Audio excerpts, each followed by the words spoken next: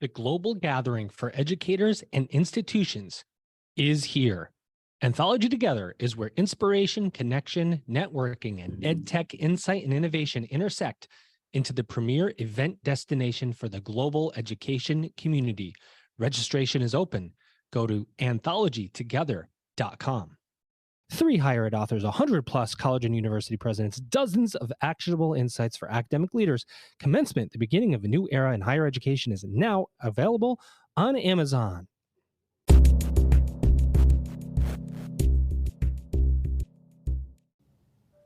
Welcome back, everybody. It's your time to EdUp on the EdUp Experience podcast, where we make education your business. Dr. Joe Salustio back here with you. Let me see if I can talk today. No, I'm not sure I can. That's why I'm going to always go to my guest co-host and host, because they're going to, well, I'm the host, my guest co-host and my guest. See, this is not starting off too well. It can only get better from here. That's one thing I know. But I do, before I go to my guest co-host and bring her in, I want to thank you all who have picked up a copy of Commencement, the beginning of a new era in higher education, that I co-wrote with Kate Colbert. We released it, as you know, in November of 2022. It's been now in the hands of thousands of higher ed professionals across the world. And we profiled our first 125 presidents that we interviewed on this podcast and put everything they had to say into a book.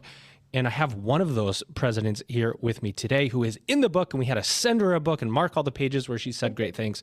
Here she is. She's Dr. Mary Papazian. She's the former president at San Jose State University, interim CEO at the Business Higher Education Forum, and principal consultant at Arshad Consulting. Mary, you got a lot of titles. Yeah, a lot of titles. But one of my favorite is co-hosting EdUp Experience with you, Joe. And so glad to be here. Do you know what's special about this episode and you, Mary? You don't know, so I'm going to tell you. See how I set that up? Since you're co-hosting with me now a second time, I am obligated now to send you the EdUp co-hosting mug that I send out to all of my co-hosts that says co-host on it, and EdUp Experience, of course. But now you get the mug, so I got to get your address, which maybe you don't want me to know, but we're going to have to get the mug. You have it because you sent me the book, so I'm excited to get it. Oh, that's right. I do have it. How do you like that? Well, Mary, I know we're going to have a good conversation today. We've got a great guest with us, some common threads already that the two of you have discussed, and of course I've discussed, and she is in Southern California at the moment. It's maybe a little cloudy from what we can see. Oh, very much so. Very much so, a little cloudy. Looks like there's shiny buildings in the background or something there. I don't know what those are. Yeah, I think those are all reflections from inside the office. Oh, wow. She's got shiny buildings inside her office. Ladies and gentlemen, here she is. She's Dr. Julie Schornack, and she's president at Marshall B. Ketchum University. Julie, welcome to the microphone. How are you? I'm doing great this morning. How are you? Oh, I'm just, you know what? I'm absolutely, some days miss the weather in Southern California.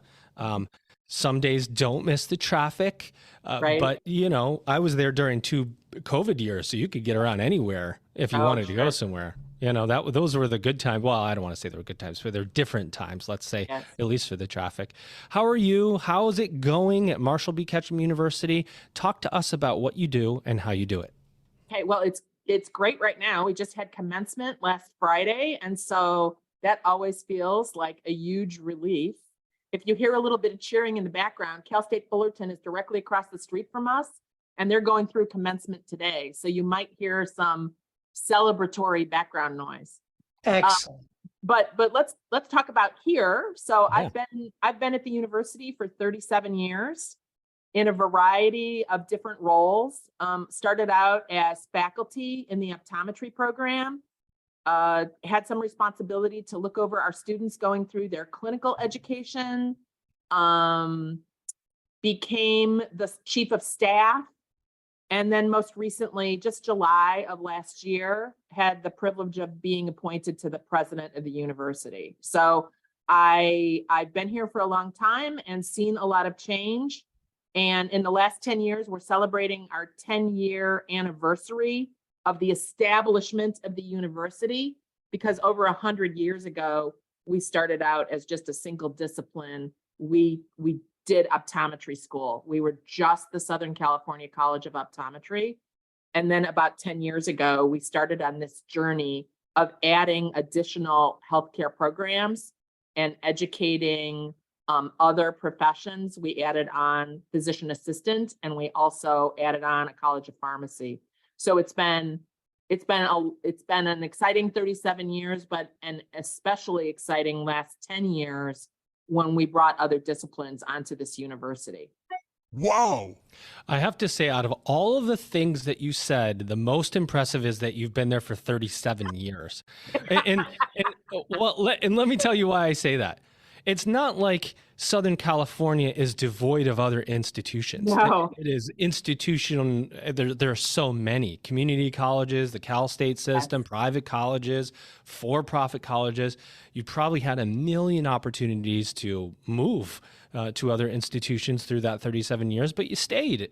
You stayed, and you must have passion for the university. How do you create that longevity, which I got to be honest, doesn't exist in higher ed anymore the way it used to?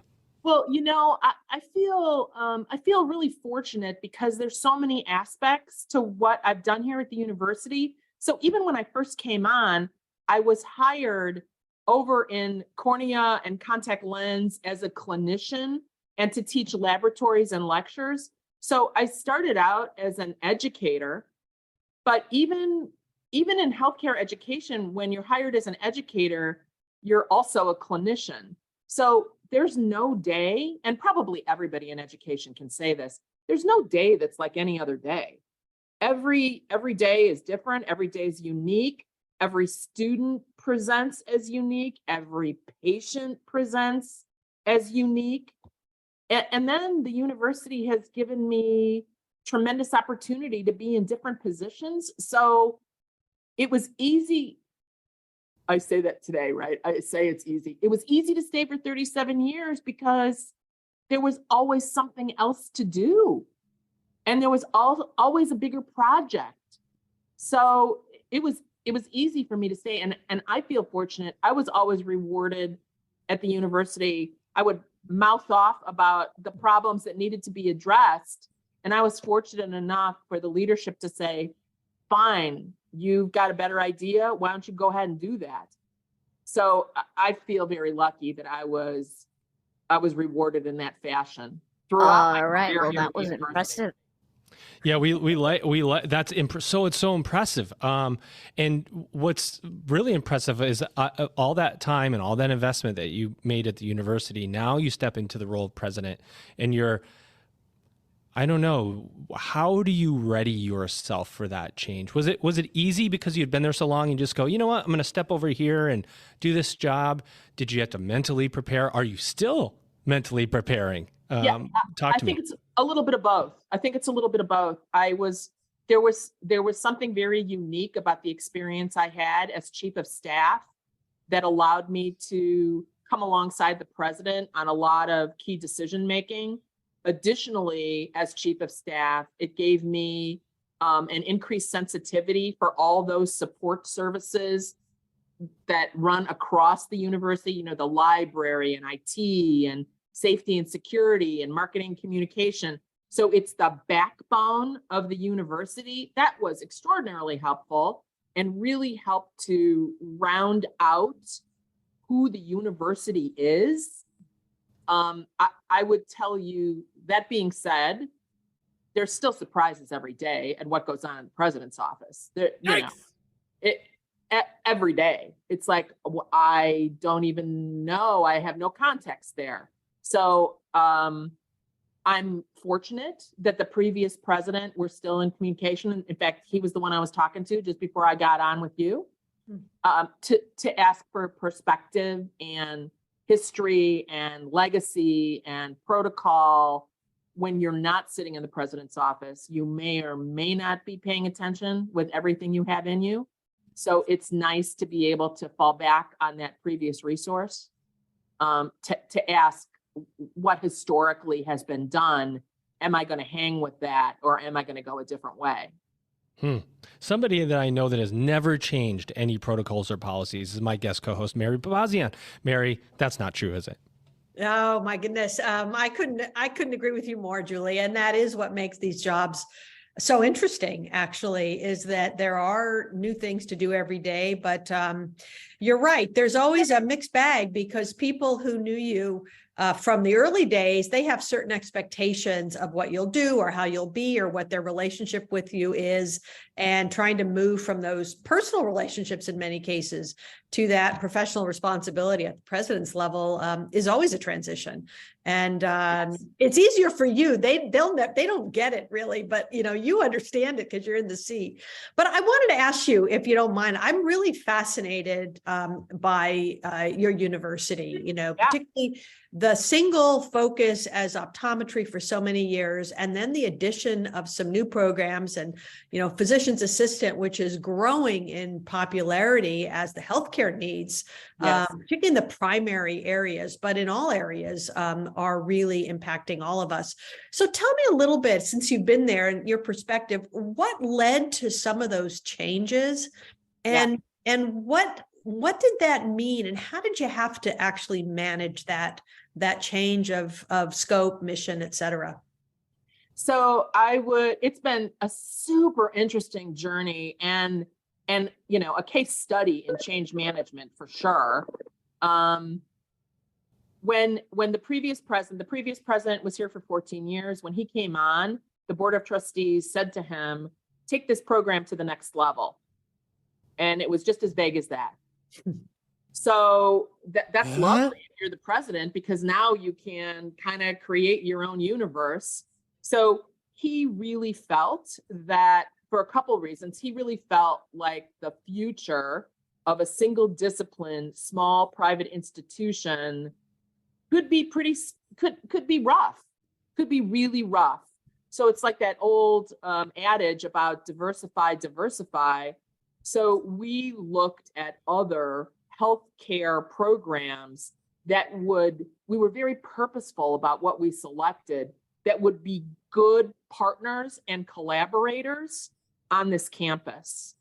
So we looked at physician assistant because it brought in the more holistic medical background, which is in optometry, although we're very focused on eyeballs, you have to look at all these patients holistically. And then, of course, pharmacy is another really logical add-in because that intersects with virtually every aspect of healthcare. So we picked these particular professions because they're all a bit unrecognized gems in the healthcare field. And there's tremendous benefit by these three collaborating, learning with each other, learning from each other to move forward with a team approach to healthcare for the best outcomes for patients. Nailed it. So we have really hung our hat on this whole concept of interprofessional education, where these professions go and they do some singular teaching within their programs, but we come together and intersect whenever we can on curricular ideas that we share. And it probably, just in terms of thinking through foundational courses, there's a lot of shared coursework that students also engage in, I'm assuming, as you build out the programs. Yes, we try to weave that through the curriculum with every year that they're here, whether it be formally curriculum in the classroom or whether it's informally in our student affairs and social activities and outside the classroom experiences. Well, talk a little bit as well about the profile of your student body. I mean, you have a lot of graduate programs. Where are they coming from? What are some of the reasons they choose to come to an institution like yours? Yep, that's a great question. So we have, as I indicated, we have these three programs, and they're all a little bit different. We pull from a little bit different with each of the three programs. In optometry, California is one of the only states that has multiple optometry schools in it. In fact, California has three. There's one up at Berkeley. We're here in the Fullerton area, which is close to Disneyland. And then there's one Western University that's out in Pomona. So there's only 23 optometry programs across the United States. I can't speak for the other two programs, but we have a tendency to pull from California, both Northern and Southern, although every class that's entering does represent a multitude of states, although our students have a tendency to certainly be concentrated in the Western United States. PA, when we started our PA program almost 10 years ago at this time, we were one of very few programs in Southern California. And everybody woke up in this last 10 years and decided that PA was a really good program to start. So when we started, we were one of just a few. And now in the Southern California area, there's 22 programs in the pipeline. What? I know. It's a lot. So- By the way, to your earlier point about optometry, the three schools in California, your school and the one that you mentioned in Pomona, you're talking about, I mean, maybe the distance is about 15 miles, Yes. 20 miles, but maybe an hour depending on traffic. Yes. If you think about the state of California and how close you ended up, the two schools in the LA area. Yes, they're very close. As you can imagine, when they started their program, we smiled and grit our teeth just a little bit, but Nailed it. we're over it. We're over it now. And then the College of Pharmacy program also, I would say that the PA program pulls from a bit more of a diverse geographic area. The College of Pharmacy also has a tendency to pull from local. And then who comes here? I think people come here because we're smaller. People come for that small feel, for the attention that they get, for the closeness of the campus.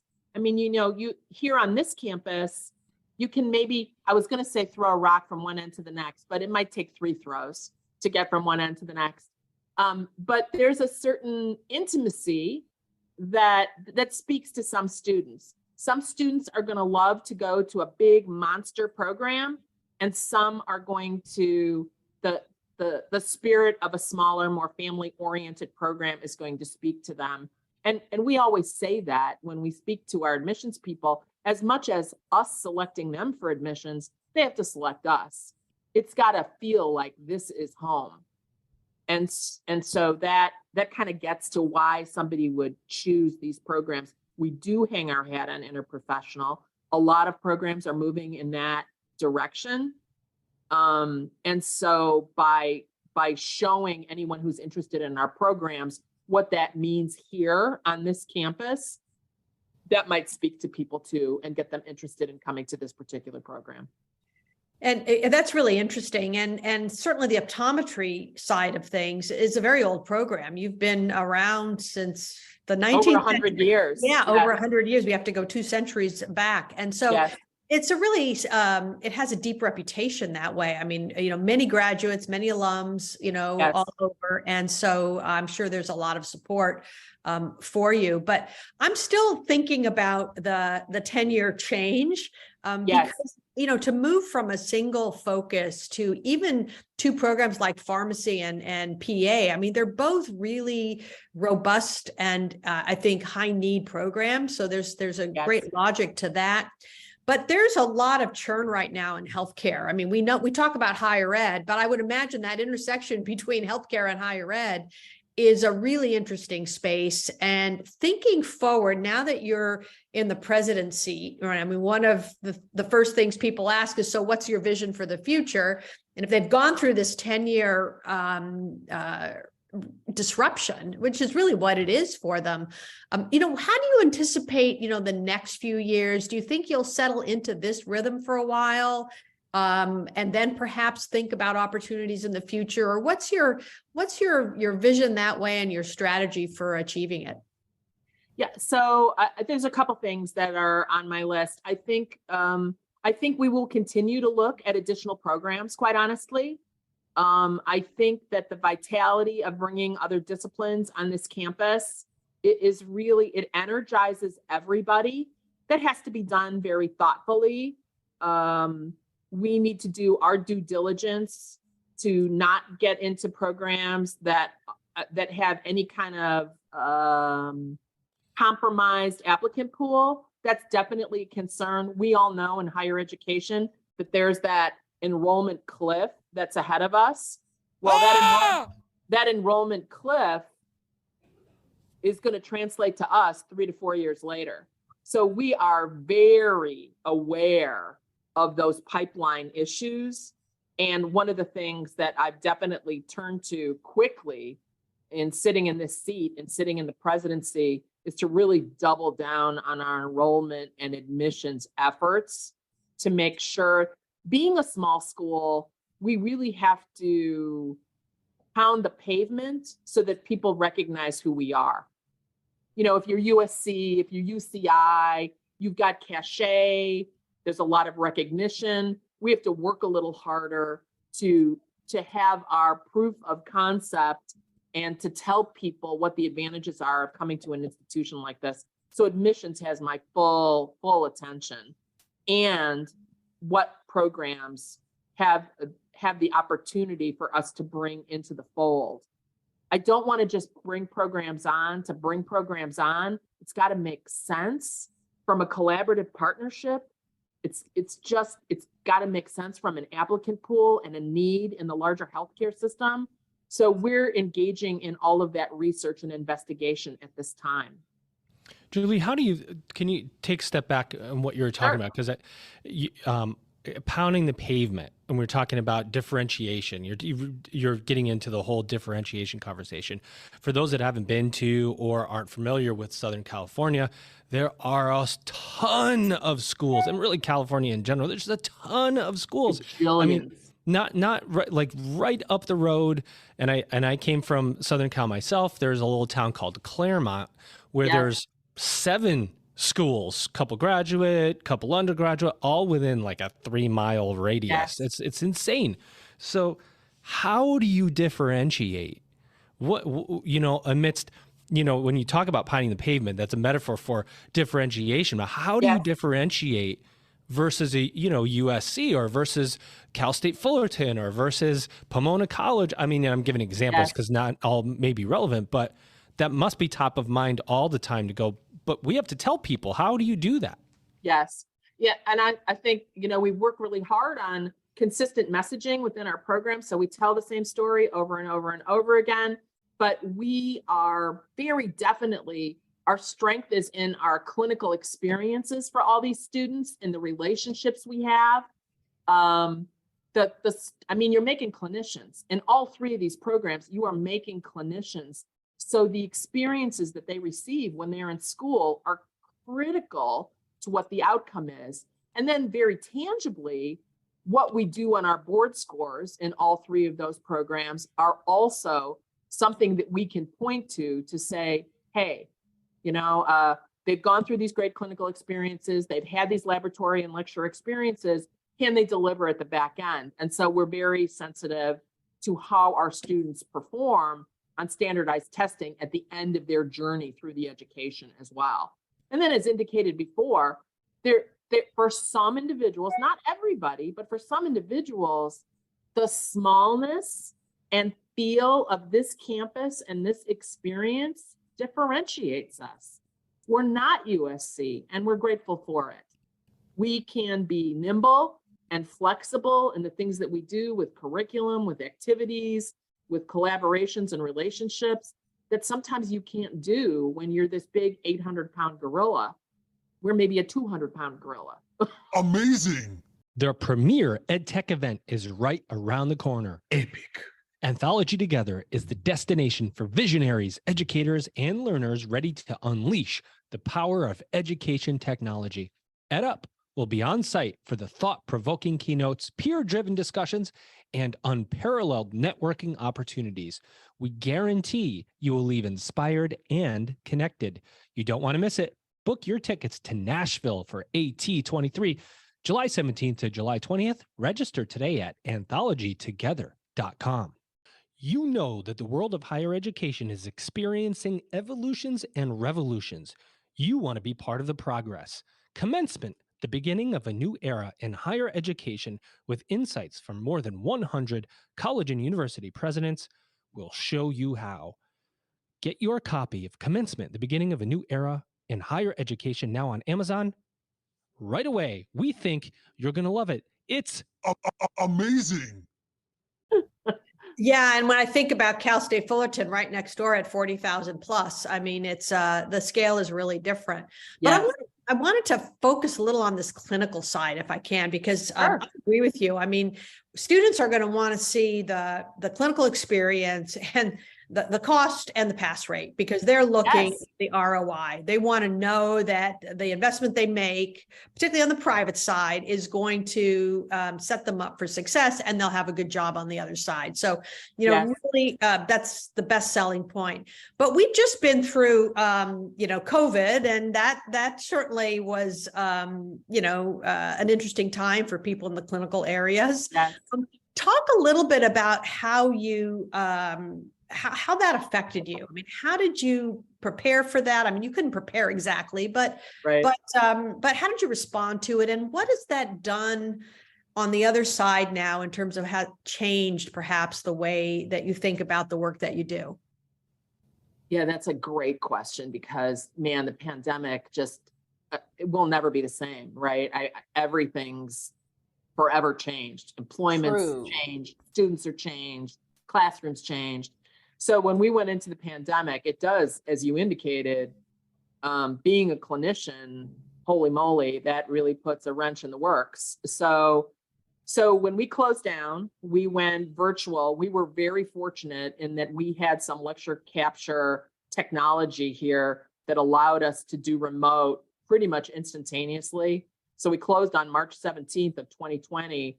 We were closed, no activity for the remainder of that week. I think the 17th was a Tuesday. We were closed for 4 days, and Monday we were back up and delivering again. Isn't it amazing how those dates get burned into your brain? Especially because March 17th was my birthday, and that was a heck of a birthday present, shutting down for who knows how long. So the classroom part was the easiest part of all. I'm sure the faculty would shudder at me saying easy. Laboratories and clinic was dicey, super dicey in the beginning when we really didn't know what we were dealing with. So we were dealing with only emergency patients at the front end. Pharmacy never stopped. They, throughout the entire pandemic, kept in hospitals, kept in patient care. PA went through a bit of a stall, but then they were back at it too. So because healthcare workers were considered essential workers, we had a small pause, but we were back at it quick. The clinics were, we were struggling with, where do we get all the protective equipment? Where do we get all the disinfectant? So we spent a good deal of our time at the university getting dependable delivery of supplies. But we had all of our people, our faculty and our students back in patient care during the pandemic fairly quickly with all kinds of protective this, that, and the other thing.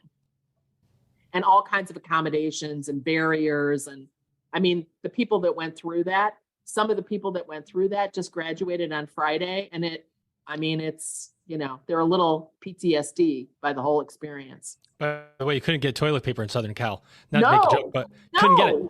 There were too many people and not enough supplies, and people were freaking out. Costco lines were wrapped around the building 2 times, and everybody's fighting for toilet paper. Yes. Now, how has that played out over time? I would tell you that, I'm grateful that our constant message was that we're trying to get the students to persist and succeed through all of this. And we, in fact, did that. There was no delay. Everybody graduated in the 4-year experience, even with the pandemic injected into the middle of their experience. That being said, the campus vibe is forever different. People learned how to work from home, both students and faculty, and we have not come back to full tilt since that. as a president, it makes me sad a little bit because there's just not the same vitality and vibe on campuses because people have learned to accommodate and flex and work remotely, either some of the time, all of the time, from time to time. And you know, I'm an extrovert, and so I don't like it. I don't like it. Yeah, no, for me, by the way, it was March 12th. Oh, there That's you when go. we went, because we were up in the Bay Area. So, you know, we shut down a little bit earlier and similar kind of thing. And I just shout out to all the faculty out there who Oh my gosh. did yes. something that none of us and many others out there thought was possible. And, you know, they were amazing. Our essential staff was amazing. You know, just, we couldn't have gotten through it without them. And Yes. And you're right. It probably, you know, you were thinking about your role, Julie. I mean, having essentially inherited a change from your predecessor, you may have been a part of it, but it was still his vision, his way of thinking about it. You really made the leadership your own in terms of how, I mean, COVID really thrust you into that position in a way that, you know, has probably, I think, given you a real platform to think ahead. So as you think ahead in terms of, you know, the changes that are here, it's not just the pandemic.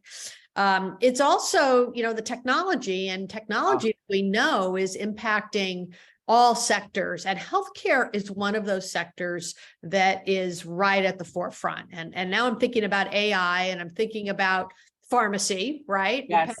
What people perceive in some cases as certain kinds of professions that could be impacted by AI. Yes. How are you engaging with these new technologies, and how do you see it changing the way you approach the profession and preparing practitioners for the profession? Well, there's been discussions about AI in healthcare for a very long time, especially with integrated into the electronic medical health record. So as you see patients in any of these three professions that I'm talking about, there's been discussion about, as you enter patient data into charts, that ultimately artificial intelligence would start to make suggestions to you about both diagnosis and treatment of patients. Ultimately, and I'm gonna, at least at this moment, view that as an augmentation of what's available. They're still working on those paradigms. Some people feel like it's usurping the role of the provider, but I'm gonna say it's offering up other suggestions. So you, as the provider, have to come some decisions about treatment and management. I'd love to tell you that there's one answer when you're dealing with patients, but that's just simply not true. There's definitely different ways to approach both treatment and management of patients, even how to approach diagnosis. So I would say that artificial intelligence interwoven into dealing with patients at this moment is an augmentation. I'm sure it will become more sophisticated with time, but it's just kind of lingering in the background at this time. I would also tell you that in all three professions, we struggle is a tough word, but let's say grapple. We grapple with the explosion of technology in all three of these programs, because every time you turn around, there's a new instrument or something that's either coming into the arena or becoming obsolete in the arena. So being able to keep up on technology from a resource standpoint is a constant concern of mine, because the life of some of this technology is not long, and to have to constantly chase it and replace it is a very large commitment from a resource standpoint on the part of the university. Yeah, chase and replace. That's an interesting way to say it. Yeah, and grapple is a great word, by the way. I haven't heard anybody use that for a while, so I really, it's going to be stuck in my head now. So I'm going to be grappling with a lot of things today. I wanted to ask you, another area that many of us in higher education talk a lot about, and certainly employers do, is the need for upskilling and reskilling as new technologies come in. Yes. And thinking about what you just said, with new certain instruments that need to go away, other instruments that are replacing it, or other techniques because of technology. Do you do much with kind of professional development like that, with practitioners in the field? Talk to us a little bit about how you engage in that space. Yeah, I'm going to drop back and talk about students for just a second and then move on to the professionals as well. I think that this very much speaks to the fact that curriculum review has to be just an ongoing, continuous conversation, because stuff is entering the field all the time. And then you have to grapple again. You have to grapple with if the curriculum's 4 years long and there's new stuff coming in all the time, where in this finite box are you going to cram that in?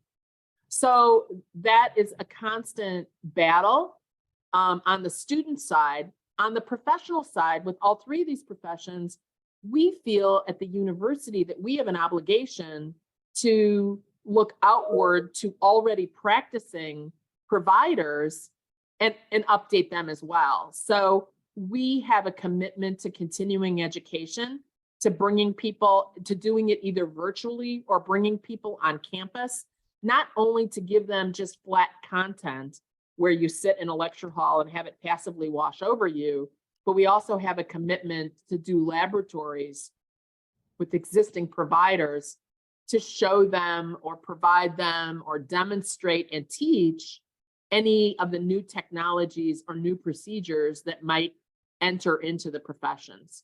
So we feel like that's part of our mission, not only to commit to the students that are already here, but to make a long-lasting commitment to the profession for everybody who's on the outside, and have them look to the university as that source of education and background that they might be able to obtain from us.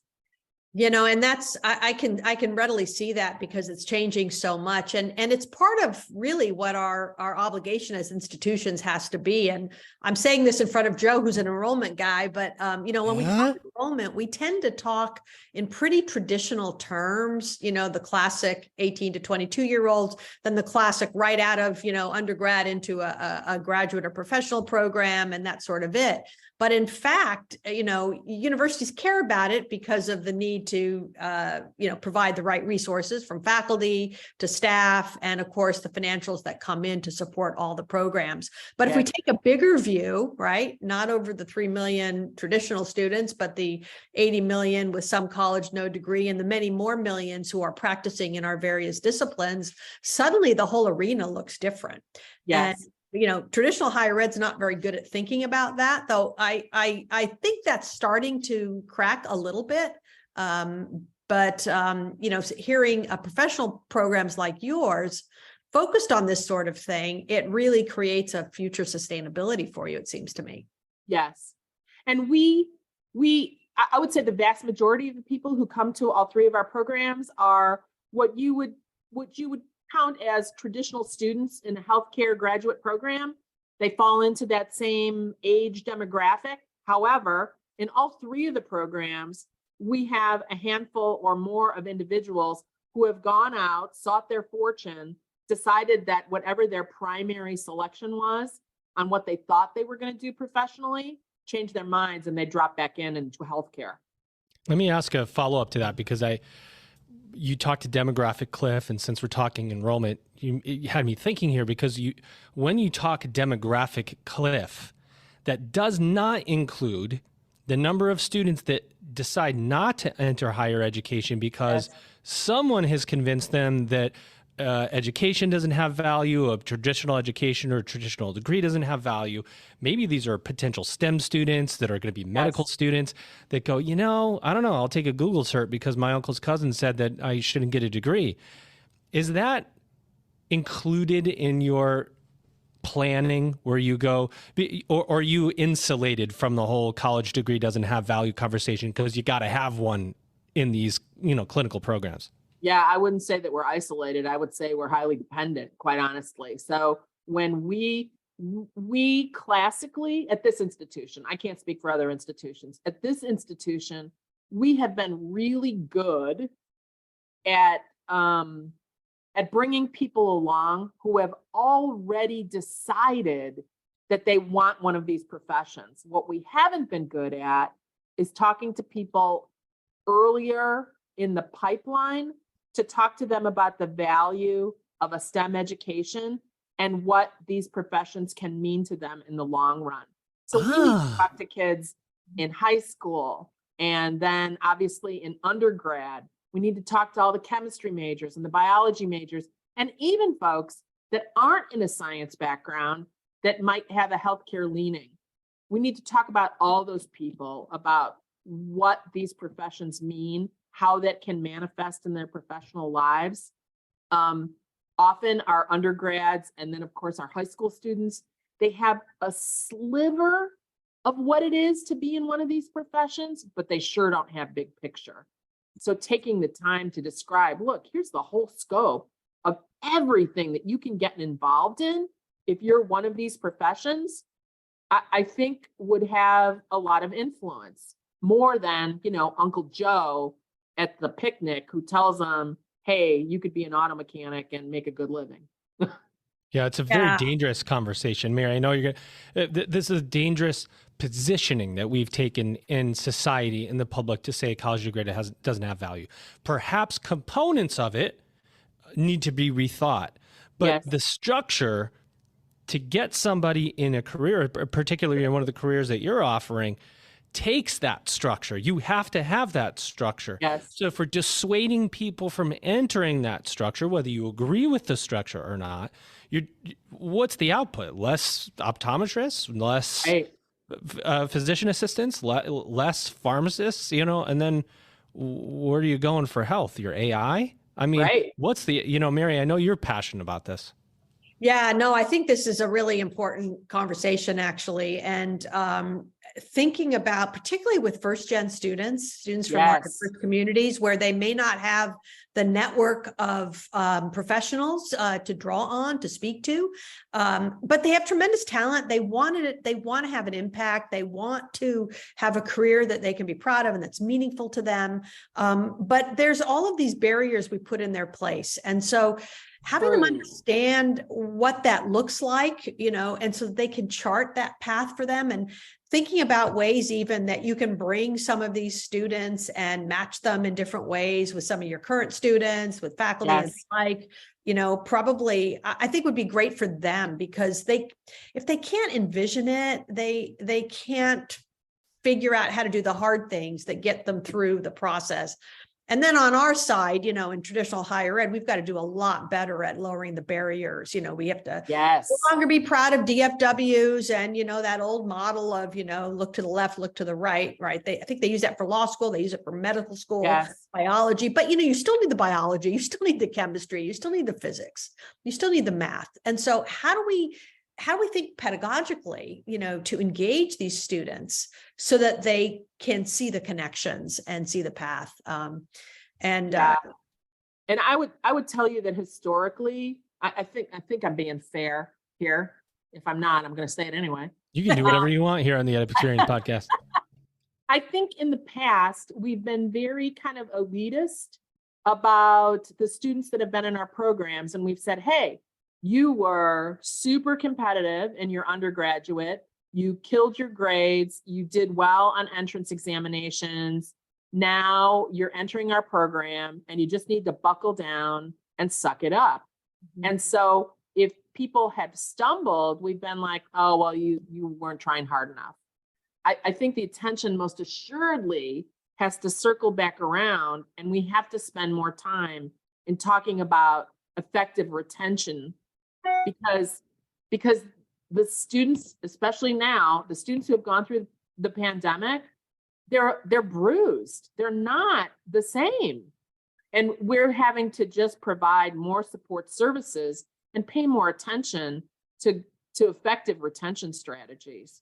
So we can't be, hey, I did it, you can do it too. Just suck it up and you can make it through. It's got to be more supportive and nurturing. Do the accreditors and the licensure folks get it? Are they, I mean, obviously there's certain content and knowledge that has to be measured and all of that. I think we all understand it, but it is a changed world, and you're very, you have to be focused on those pass rates and that success rate, but you don't want to teach to the test, as they say. Yes. So are you in conversations, with accreditors or licensure folks in terms of, potential changes there to open up the field a little bit? We've just, this year was so accreditation heavy. We've been through lots of accreditation, regional and program. Yikes! Yikes! Yeah, and we're on the other side, so I can look back and be a little more lighthearted about it. I would say that my experience, and I can't say that this is universal, but my experience with the accreditation that we went through this year was very much, they were focused on, did you have process in place? And they were much more open-minded and gave you more latitude on outcome. Obviously, they didn't want to see adverse outcomes, but the focus was on, are you even thinking about it? Are you doing anything at all? And we'll give you a little grace on outcome if you're at least giving it the old college try. Wow. Well, I'll tell you this, guys. Every once in a while, not every once in a while, it happens more often than that, you get a combination of people that create beautiful music together, and that's what's happened in this conversation here today. Passion personified. You hear it in all angles. Mary's questions are way better than mine. We're going to have to talk about that at some point as she overshadows me. But we'll get to that later. We like to ask our guest, Julie, the same final kind of 2 questions to end every episode. Number 1, really, it's an open mic moment for you. What do you want to say about Marshall B. Ketchum University that hasn't been said? Anything you were hoping to say but didn't get a chance? Anything at all? Nothing's out of bounds. Nothing's in bounds, really. That means anything goes. And number 2, what do you see for the future of higher education? Wow. I know one easy one, one not so easy one. I'm not sure which one's easier or harder. I mean, you don't step into jobs like this without being somehow addicted to pressure and stress, right? That's a fact. That's a fact. So I feel like I have some sort of weird, twisted addiction to stress. Higher education is not for the faint-hearted. I think that there's plenty of challenge, but I'm excited to be in this position because it's got tremendous opportunities as well. So I'm really excited about those opportunities. If it was easy, anybody could do it. We're really good at healthcare education, and I intend to continue that legacy. So as we consider additional programs, I have no doubt that we'll make sound decisions about who to bring into the fold, and continue this legacy of putting out really solid clinicians. So that's super exciting. Starting new programs. We've spent this last 10 years doing these 2 programs. Excuse me. So I hope that I can say at the end of my time in this chair that we'll add 1 or 2 more that are really smart additions to this portfolio of healthcare education. There's just a lot of opportunity. Healthcare is in need of additional providers, and I'm happy to make some. What do you see for the future of higher ed? Anything additional? I think also it's full of challenge and opportunity. So we're very cognizant of the fact that we've got this little bit of a choke on who our potential applicants are going to be in the future. So we have to be really smart about the way we talk to people about entering careers in healthcare. I think higher education is going to have to take a hard look at the way they spend resources. I think we'll see additional consolidations, collaborations, and partnerships as people look to do more with less. So I know that we've had conversations with some of our partner schools in the area about how can we share resources? Why should we Why should we have so many duplication of efforts? Can we be more collaborative so that we can just go farther with less resources and really stretch what we have? So I see that happening more and more and more. Go ahead, Mary. I see you jumping in. I was just going to say, there's no question that Marshall B. Ketchum has the right president at this time. So I just really enjoyed it, Julie. Take it home, take it to the bank. And, you talk about being sort of battle worn from it all, but I'm also hearing a lot of joy in really the impact that you're able to have. So just wanted to wish you all the best for the next phase. Thank you so It'll much. be interesting. Yeah. And for anybody out there that's looking at one of these programs or a partner, I'm sure Julie would be open to discussing what potential partnerships could look like for anybody that's thinking about going into one of these careers. You know somebody going into one of these careers. I promise you it's only about a 25-minute jog to the beach, maybe not a jog, a car ride to Laguna or Newport Beach. Not a bad place to be, maybe 15 minutes from Disneyland. No, not at all. Can't beat it. Happiest place on earth. That's right. Happiest place on earth. Sometimes when it's 95 degrees and it's in July and you have to go there, happiness has a number of forms. Let's just say that. Yes. My guest co-host today, she's really smart. That's her outro. Here she is, ladies and gentlemen. She's Dr. Mary Papazian, and she is an absolute joy to be on this podcast. Now a 2-time guest co-host. Mary, did you enjoy it? Oh man, I love it. And I get to meet, thank you, Joe. I mean, it's always fun to be with you, but then I get to meet these amazing people like Julie. So what a pleasure. Thanks for inviting me. Of course. Our guest today, your guest today, here she is, Dr. Julie Schornack. She's president of Marshall B. Ketchum University, 37 years in higher education at the university.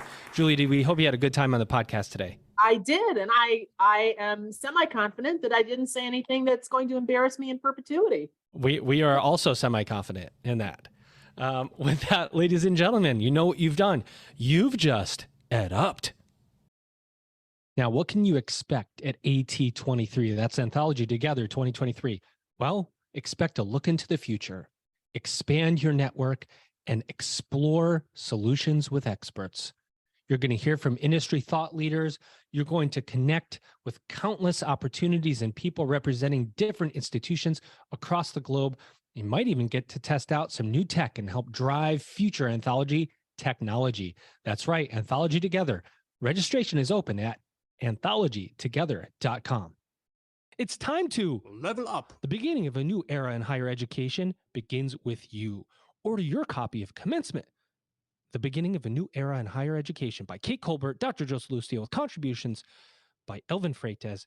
It's higher education's must-read book of 2022. Discover how you can seize the moment to change higher education forever. Commencement, The Beginning of a New Era in Higher Education, now available on Amazon. For bulk orders, contact Kate, Joe, or Elvin